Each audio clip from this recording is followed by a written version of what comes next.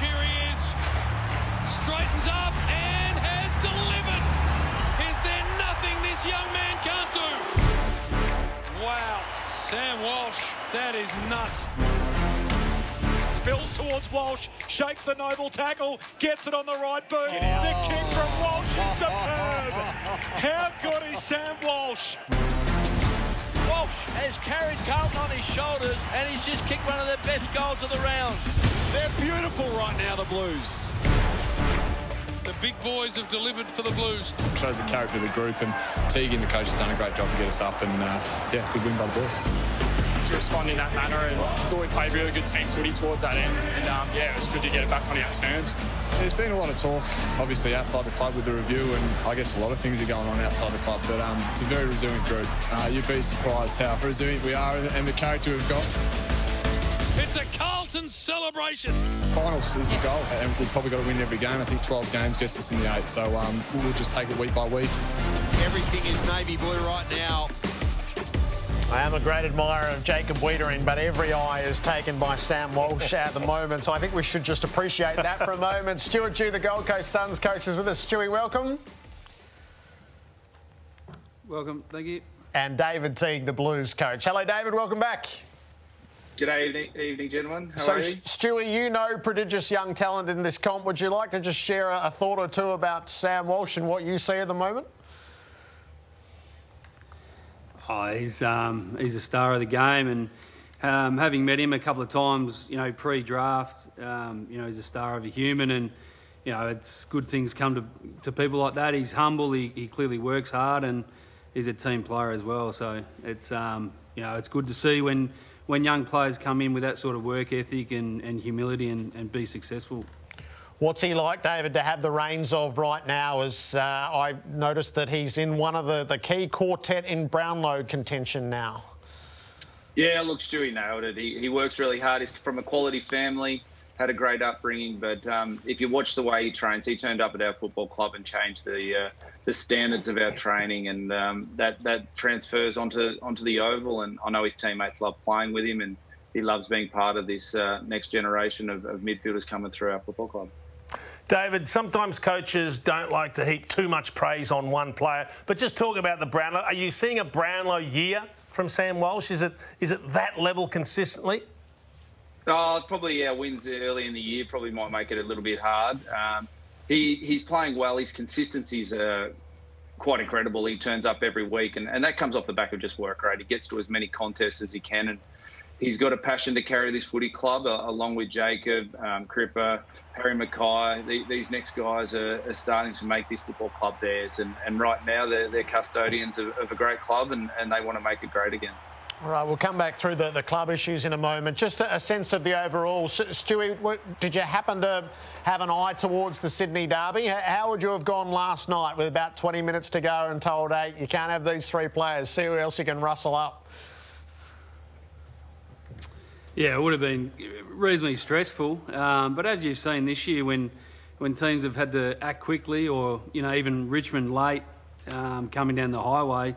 I know Sydney, I was involved in a game when the bus broke down and players were getting on the tram and taxis to games and ended up winning that game. So sometimes that little disruption can actually be a positive because it just takes the sting and anxiety out of the game. It took them a little while to get going, but they certainly settled.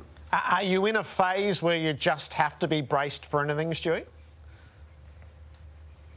Yeah, I think everyone is, the whole league, but certainly within our footy club, we feel that we've handled the disruptions well. You know, twice this year we've had a couple of hours' notice to get on a plane and go where we need to go, and I think that's you know, everyone should be given credit for that. It's not a massive deal. We're ready to adjust and play wherever. So it's one of the positives that comes out of this, that you know, I think we can try a few things. We've had shorter game breaks and that type of thing. So certainly been good for the game. David, did we get the threshold last night that if you've got 23 fit and able, the game's going ahead? Yeah, I think that's been the message pretty clearly from the AFL. We want to keep the game going as much as we can, but in a safe environment. And unfortunately, they had a couple of players, and I think a few other clubs have been impacted as well. But I know at our footy club, there's plenty of guys who'll put their hand up even to play a second game. They'd be keen to to don the navy blue jumper if they could. So just extrapolating from that, David, we were talking about that a little before. What are the circumstances perhaps that might compromise you guys not wanting to go ahead with the game, other than not having enough players fit? Oh, look, obviously the physical and psychological safety of your playing group is most important. But I think they're pretty resilient across the competition, the players and the staff. It's not just the players, the staff as well. And look, we love playing, we love going out there, and we've got a pretty awesome job. So if we can do that, we understand there's a lot of people stuck at home at the moment as well. So if we can put a smile on their face and bring a little bit of joy to them, I know our playing group get a bit out of that. With the interruptions last week, is it right, David, that you had a day where the coaches couldn't be at the club? Yeah, well, in the end, it wasn't too bad. We had a couple, we got tested, and that was just out of precautionary more than anything. And we were going to hand over to the players. I think the players were a bit flat because most of the coaches' results had come back before training did. So I chose to sit in the grandstand and just watch it, but I couldn't help myself. I ended up making my way back out on the oval anyway. So what sort of program would the players have come up with if they were able to say, this is what we're doing today? It would have been a lot of skill-based. It would have probably been a game of soccer to start with. But we had planned training. We were just going to get them to run the key messages and highlight the key areas that we wanted to improve on. So the players still did that. They still addressed the playing group in terms of what they wanted to get out of the drills. And they had a good little session. And that's where our group's at. We need our playing group, and particularly our leaders, to own the direction, and especially in the moment, step up. So it was a great opportunity for them to do that on the training track. And Stewie, did you have a staffer who jumped out of home and headed in to help out the Giants last night? Yeah, I think a lot of clubs in the area, you know, chopped and changed a little bit where possible to help out. So, you know, everyone's been pretty hospitable when we were down in Melbourne and able to return the favour, because obviously with the number of staff getting told to leave the game, it left them a little bit short. So, yeah, they didn't want them to get, you know, run aground and be a bit short of people. So, happy to help out. David, you must have been relieved after the result on the weekend, because Collingwood really took it up to you. They looked like they had control of the game, but that last quarter, I mean, that's reminiscent of great Carlton teams from eras gone by. You must be starting to grow in confidence when you see quarters of football like that can put a game away. Oh, yeah, it was great. It was great to play that way. I thought the third quarter is where the game shifted, and we didn't capitalise on the scoreboard, and we probably gave them one late, which was a bit disappointing. But then in the last quarter, we got the reward from our effort. We got the ball pinned in our half, and we got the ball in there quickly, which was really good. I thought our midfield did a great job to give our forwards first supply, and then our forwards finished the work, particularly in that last quarter. Is it helpful, David, to have won 3 out of 4 since the external review formally began? Oh, look, yeah, possibly. But for us, it's about the way we play. I think we've improved our style, particularly from a defensive point of view. Our offensive game is probably not quite as strong as it was early in the year, but from a defensive side, we're a bit more connected. We're defending as one, and even just a bit of continuity between our playing group. You can see the guys like Adam Sard and Zach Williams starting to feel at home and understanding the guys around them. So that's been really pleasing. And their determination, our team's changing a little bit, and the next guy steps up, and we've still got a couple of guys that would love to get an opportunity into, and they're pushing really hard for selection. What about on a personal front, David? Because a lot of this publicly, fairly or unfairly, is framed around you. Is it useful to be winning games at a key moment when notionally you are being assessed? No, I think it does. Look, probably one of the things our group have struggled with is the frustration. We've played some good footy against quality teams earlier in the year and didn't get the results. So that was the frustration bit that it probably mounts, and our fans feel that, and we understand that. But the last few weeks we've started to play a little bit better. So to get those results, to get the 4 points, and to show that we are on the right track, and there's a lot of belief within the playing group, within the staff, within I think gives us a lot of confidence moving forward.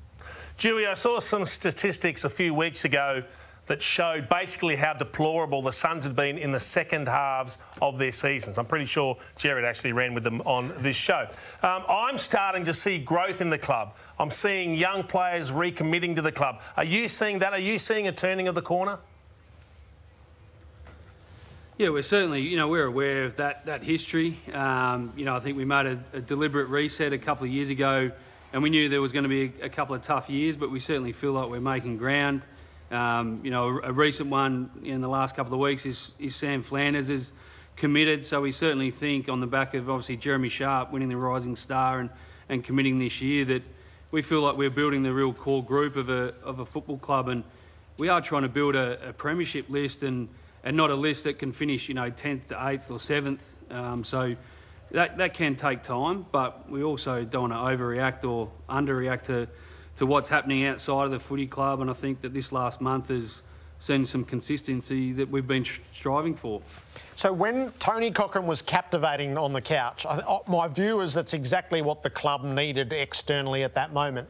If you watched, when he spoke about your position, did it fill you with a sense of confidence, or did you think, OK, so I'm a little bit on trial here? I'll be honest, I didn't watch it, but I obviously knew it was happening. But, it's not really about me. Like, it's my job, I guess, in the leadership role to absorb that pressure and then deliver for the players as best we can and provide a clear path, a clear voice and some stability. So, when you're in this role, that you've got to absorb that heat, whether it's from internal or external. And I think the best thing, we're really proud of our players, the way they've dealt. We played 3 teams that were in the top 8, and whether we were 0-3 or 3 and zip in this last 3 weeks, the visual of our footy club's been really important to us, the way we've played. Stuart Dew and David Teauge with us on Coach's Night here on 360. We'll pick up the conversation on the broader issues. So we're all about entertainment in this game, are we not? We know the games are long. We're back playing full seasons. We don't want to play extra time because it's more stress on the players. And if it's just golden time until a point or a goal's kicked, it's just as Mickey Mouse as a kick-off. So I'm proposing a kick-off like a penalty shootout in soccer. The man on the mark is 40 metres out directly in front, which means they're not going to be kicking around the corner. And it's basically like you're going to see every player that goes up and kick. It's like he's trying to win the game after the siren. Imagine the excitement for the fans and the pressure on the players. And the kicker to it is, it might mean that teams actually place a little bit more emphasis on goal-kicking practice, Jared. So it's win-win. How good would that be? Spoken like a 1,000-goal kicker right there. Stewie Dew, thumbs up, thumbs down. I like the idea, but I actually don't mind. I don't mind the draw. I actually caused one in '98 and copped the world's biggest spray after, but I think that it's still ringing in my ears at the Gabba that day. But it's part of the game. Obviously, in the finals, I don't mind the extra time. Don't placate him, David. What's your view? Oh, I don't mind it. We had a coaches meeting the other morning. We had to postpone it for the soccer, and it was entertaining. And you're right, it's about engaging the fans and the crowd. And I think I played in one. It was a weird feeling afterwards. There's not that feeling of loss, but there's not that feeling of a win. So I think for the fans, I don't mind the idea. David, Charlie Curnow, now that you've had a scratch match with him, what's your plans? Are you going to be conservative? Are you going to be bold? Have you got a direction with him? Oh, look, we've got a plan in place and we'll stick to that. So far, he's tracking really nicely. We have to see how he's pulled up. He did ring me this morning to tell me that he pulled up really well. And what we aren't going to do is react to anything. We're going to stick our course. He's a very important person to our football club and a player, and we'll do what's in his best long-term interest. As much as we all want him out there and our fans will want him out there, we'll do what's right for Charlie. So do you have a round in mind? Not yet, an exact round. It'll just depend on how he copes with the load. So he was on managed minutes this week, and he handled it really well. He looked like he moved really well. He went for a big grab in the last quarter, which was the Charlie we know. He didn't quite mark it, but no, we'll just track it, and then the form will come into it. He hasn't played a lot of footy. He was okay the other day, but there's also the form side of things as well. Question for both gentlemen. I got frustrated on the weekend watching some of the dangerous tackle decisions. It seemed to me there was a definite crackdown, which is probably a discussion for another day because they never tell us when there's going to be one. And I've got no problems with protecting the player. We don't want players getting hurt. But we've got to do something that either recognises the fact that sometimes when both players are moving quickly, there's going to be a twist, a turn, a crash to the ground that cannot be avoided. And the other factor is perhaps we need to reward the tackler a little bit quicker, because you can do a 360 or a 720 and still get the ball out. So the pressure is on the tackler to hold the player, not throw him to the ground, because you don't want to give away a free kick for a dangerous tackle. But how long can I hold on to him for before he gets the ball away? Are you having problems with coaching the players as to what they need to do in this scenario? Not too bad. We're not coaching them to obviously... Oh, you go, Teague. I was going to say, yeah, it's probably what Stewie's about to say. It's we're really coaching them to keep their feet as much as they can now. And now it is a challenge when the player's running away from you. The more you keep the feet, the more chance you are to fall into their back. So it is a real challenge at the moment. Understanding whether they've got an arm free or you got both arms pinned, that's not easy to decide when you're cracking in with intensity. So look, it's a challenging one. We're trying to get our players to be as instinctive as possible, but understand that the more they can keep their feet and not take them to ground, the less risk they are at getting suspended for a week or giving away a free kick. Stewie? Yeah, I think Jason made a good point in that if they are held on for a long time and the whistle doesn't go, then the players probably see the only alternative to stop that player is to get them to ground. And I think they're the ones, obviously, that are the most dangerous when there's a little bit of momentum and one player's dictating the speed. Stewie, David, appreciate your time tonight. Good luck for what comes next. Thanks a lot, guys. Thank you. Coach